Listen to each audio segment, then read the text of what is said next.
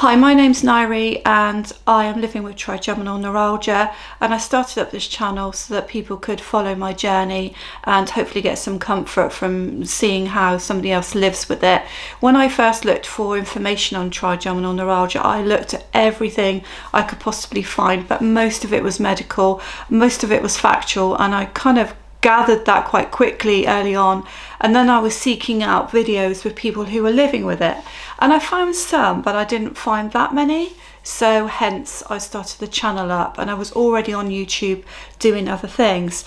So today is a more positive video. So the last video that I put up, I didn't even share in the groups on Facebook because I was so embarrassed to watch it. It was painful to watch. It was hurtful for me to watch as well, to see how poorly I was feeling and looking. And I'd just come out of a flare-up, and I was trying to describe to people how I felt and how it had been.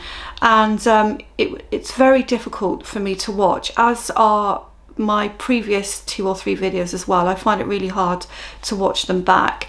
And recently somebody contacted me over something, and I thought, you know what, I am going to share today some positive stuff about what's happened recently with you, and hope that then if you've watched my other videos or haven't, this will be a more positive video. And I'm still, by the way, waiting for my neurology appointment. I'll just pop that in as well. So if you think you want to follow my journey, then please subscribe, because it's really hard to find people on YouTube if you don't. Okay, so my positive news is, after that flare-up calmed down, which I think was about 2 weeks ago, give or take, I sort of put my big girl pants back on, picked myself up again, and tried to rebuild from there.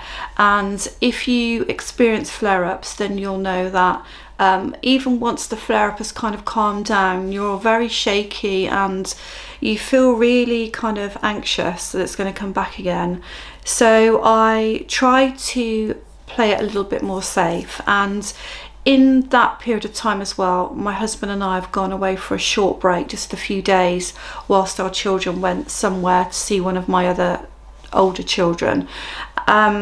The break did me the world of good. I was super nervous to go away. I can't tell you how much safer I feel at home than I do outside of the front door. Super nervous, but it was only a few hours away, and I was only going to be with my husband. So we kind of agreed that if it was a complete disaster, we could come home, because it was only a few hours away. And in the UK, it's not very big, so you're never really that far away from home. So we went away to Wales, and we just chilled really, and just went for day trips and things. I did find it a lot, but I think the actual break away from thinking about family and chores and home and my condition was good for me. When I come back from the break, I needed to rest, but then I took it easy. So my key bit of information that I want to say before I get to the real positive bit is, I do know now what my main triggers are. Now I know for everybody it will be different, and what I want to say about this video, if my experiences mirror yours and it makes you feel that you're not going crazy and it supports and helps you, then that's fantastic. If my experiences don't mirror yours, don't worry, because that's the thing about trigeminal neuralgia. Everybody is different, and I know that sounds cheesy and twee, but everybody is different. So please don't think, well, that's not my story, so it can't be right. Especially if you've not been diagnosed yet, you might have this panicky stuff that you keep thinking you don't have it, because I know I've often felt like that and sometimes still do. So my main triggers, which I've worked out, are if I start doing too much, in my case around the house, because I'm retired. So if I start doing a lot of housework, which means that I'm bending over my head and going up and moving my head around loads, then I know that's a trigger for sure.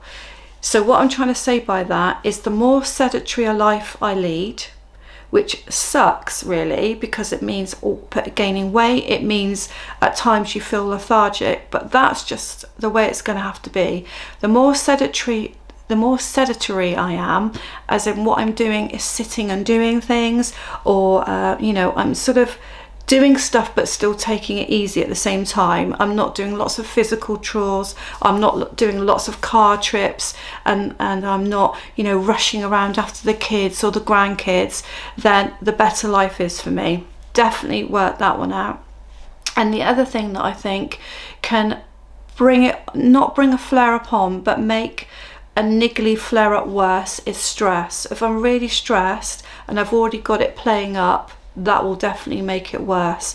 And we have grown-up children, but we've adopted 2 sons who are sort of just about pre-teen, and they've always been challenging, and so there's a lot of stress around them, so that can cause my flare up to get worse.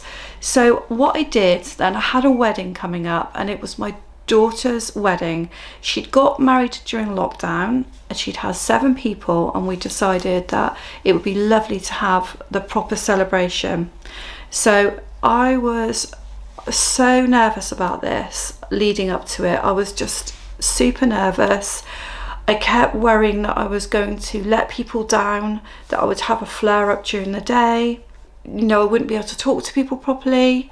And I'm going to share with you a bit later what the real issue is around that as well. I was so nervous about this wedding, and I wanted to look good, as you do, you know, I'm mother of the bride. I put on quite a lot of weight anyway. Yeah, so leading up to the wedding, I was just anxious, and I decided that I was going to go and have my mum on standby, so that if I got sort of part way through the day and I couldn't cope anymore, she would bring me home, because she was going to come away earlier anyway. But I was just so anxious, so tense, just so worried. The good news is that I made it through the whole day. Do not ask me how that happened. I also talked to quite a lot of people throughout the day, because as mother of the bride, people come up to you all the time, say, wasn't it a lovely wedding? Don't you look lovely? All those sorts of things that they say. So there were a few times throughout the day when I thought, I think I'm struggling, when someone was having a kind of really long conversation with me. But the times that I noticed it the most was when I was sat down, actually, you know, during the meal, and there was a lull in sort of things happening, is when I noticed that I was maybe struggling a bit more than I thought I was. It was only kind of sheer tiredness from the whole day. There was just a couple of times when I felt things brewing and I panicked a bit, but it didn't erupt. It did not erupt, and we had a fantastic day. And I wanted to share that with you, because the thing is that this is such a difficult disease to live with, that most of what goes online is going to be negative, obviously. And I just wanted to share that after what I'd describe as a major flare-up a couple of weeks ago, I've gradually recovered, taken a break, and I've got through a wedding. And if you'd asked me 2 weeks ago, I'd be like, well, I won't be able to do either of those things. I won't be able to go away on holiday, and I won't be able to go to the wedding. So the caveat on this is the next day felt rubbish, but it wasn't really TN pain. It was just the whole kind of being on carbamazepine or Tegretol tablets, which make you feel drained, and just the pure tiredness of the busyness of the day, I think. So it's taken me a few days to recover. I'm still not quite there, but I still haven't had a real flare-up yet. So I kind of get mini flare-ups that might last for a day, and I have a flare-up proper, which might last for like 3 or 4 days. So I've not really had any of that since the wedding, and I wanted to share that with you. The other thing I wanted to share with you, which is perhaps not so positive, but just one of my experiences at the wedding. Now, this person is a family member, and I would say that he's like this anyway. So anything that you have wrong with you, it's kind of brushed under the carpet, and it's belittled, and then there'll be suggestions about, well, have you tried this, or why don't you do that? Almost as if you've got something wrong with you, it's your problem, you need to fix it. Either you're not fit enough, you're not exercising enough, you're not having enough, you know, go and get some physio. There's always an answer. And the reason behind that, I think, is because he himself is very fit and healthy. He comes from a fit and healthy line of the family where really they don't accept much wrong with them, and they don't have much wrong with them. And so I hadn't spoken to him for a while, him and his wife for a while, and I was explaining to his wife that I had this disease, I had this illness, and this is what happens, this is what it feels like, and you know, this is what I'm going through. He started to blank over, which would be normally what he would do, so nothing TN related. And I was showing his wife, you know, that, because you can probably see on camera as well that there's kind of like a drop here in my jaw. You might be able to see it's a different shape. So I was sort of saying, you know, you can see this here, and I just turned to him, he went like that, like this. Sometimes people really irritate you, don't they? And it's going back to that age-old issue really of trying to explain TN to people, trying to get them to understand what it is. The next thing he said to me is, well, perhaps some face massage or muscle massage might cure it. I just looked at him and said, well, I think that would be the worst thing I could do, is actually put pressure anywhere near it. And he kind of looked off into the distance.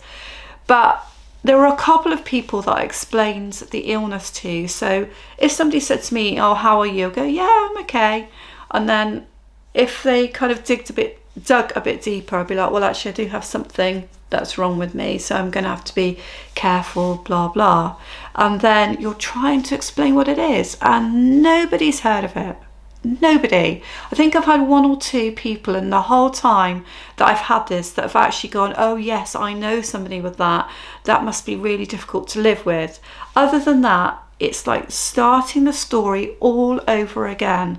And that is so tiring and distressing, and you feel like an absolute idiot because you feel like you're explaining. It's like trying to explain something to someone who's never experienced something before. It's like trying to describe, you know, a dog to someone who doesn't even know what animals are. It's just really, really hard. And I find that that's difficult to cope with. And I still don't really know if I'm better off just going along my daily business and just not bothering to tell anybody about it, or whether I should be making people aware of TN, making them more aware of what it is and therefore what I'm going through. I just do not know how I feel about any of that.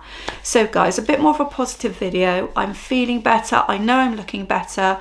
I bothered to put makeup on for the video. I bothered to put something decent. Well, depends how you look at it, but I feel a lot better today, and I just wanted to share that positivity in at least this video. It might not happen again, but if you're interested in TN at all, whether you're a sufferer, you think you're a sufferer, or you think you know somebody who is, then please subscribe to the channel, help it grow. It's going to be difficult to grow because TN's rare, so therefore the channel will be difficult to grow.